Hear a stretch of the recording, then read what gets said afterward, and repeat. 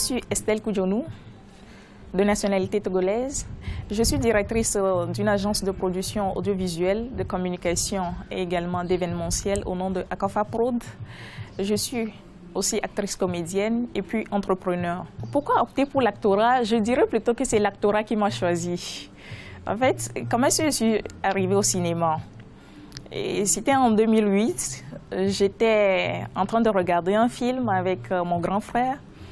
Et une fille jouait un rôle tellement impeccable. D'abord, on avait les mêmes traits physiques, les mêmes réactions. Et le grand frère me dit, tiens, cette fille-là, elle est ton prototype. Hein? On dirait que... Mais pourquoi tu ne t'essaies pas au cinéma? Et c'est comme ça que je suis arrivée. Et j'ai passé le casting et j'ai été retenue. Et c'est comme ça que tout est parti. Depuis lors, je me suis redécouverte, d'accord, d'autres talents. Je me suis redécouverte d'autres passions. Et depuis là, j'ai épousé le cinéma. Et lui et moi, on fait corps, voilà. En tant qu'actrice comédienne, je n'ai pas de choix particulier pour jouer un rôle. J'épouse tous les rôles qu'on m'attribue, puisque tout se fait toujours sur casting.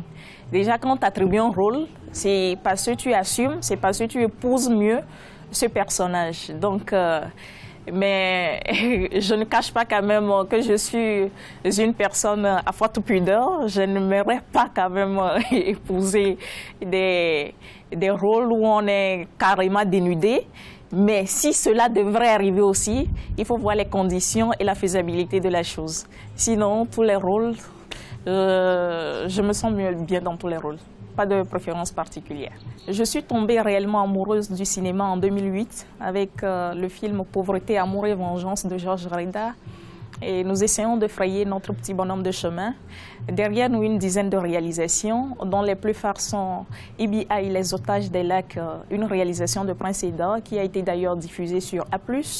Également Désorienté, un film de Prince Eda dans lequel a joué Feu Folifolo, paix à son âme. Et je peux citer également Les Stagiaires, une réalisation d'Augustin Obimpe.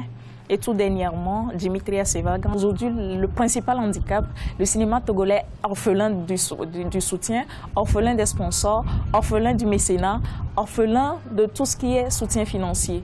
Ce qui fait qu'on se démerde dans tous les sens. Ailleurs, les gens vivent du cinéma, c'est un métier à part entière. Mais aujourd'hui, on est à peu près des risées, on traîne dans les rues partout, tout le monde dit, on te voit à l'écran, les gens apprécient. Mais quand on te découvre, en fait, c'est pas ça, quoi. J'ai commencé par côtoyer M. Achina il y a bientôt 10 ans. D'accord, je suis son attaché culturel, je m'occupe à peu près de son côté culturel. Quand on sort sur des événements, vous allez voir des gens dire « Mais Monsieur Achina, depuis là, vous êtes là, on ne vous sent plus, vous avez fait le théâtre à l'époque, mais nous on pensait même que vous étiez partis les pieds en avant, tout ça là. Mais essayez de faire quelque chose, on va vous aider. Frappez à des portes, on va vous aider. Vous êtes des vieilles gloires, il faut qu'on porte des coups de main. Ok, pourquoi ne pas essayer ?»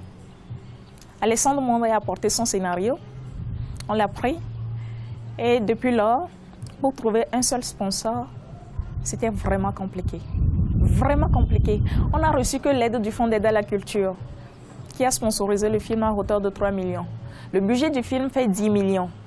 On n'a reçu que 2,5 millions, disons. Demandez-moi où nous allons trouver les 7,5 millions pour la réalisation du film. Des propres poches de M. Achina, le producteur. Alors qu'il est retraité aujourd'hui, les charges sont plus grandes, les entrées financières ne sont plus les mêmes. Il a été obligé de faire encore un prêt bancaire parce qu'il a la passion pour la chose. Je pense que vraiment, on devrait réfléchir autrement pour promouvoir le 7e art togolais. Aujourd'hui, le 7e art, c'est carrément une industrie. On ne peut pas allouer le même budget à peut-être à un événement culturel et allouer le même budget à une réalisation cinématographique. Il n'y a même pas match. Vivement que les autorités réfléchissent sur ce ou essaient de revoir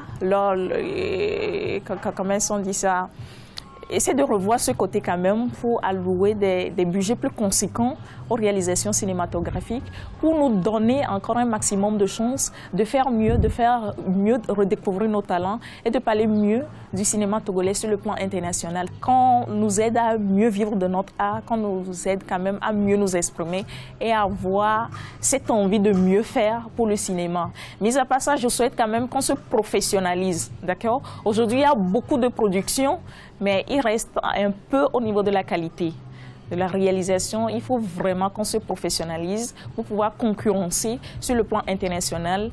Aujourd'hui, le Nigeria, l'Afrique du Sud et que sais-je encore qui font quand même de bonnes productions, de bonnes réalisations.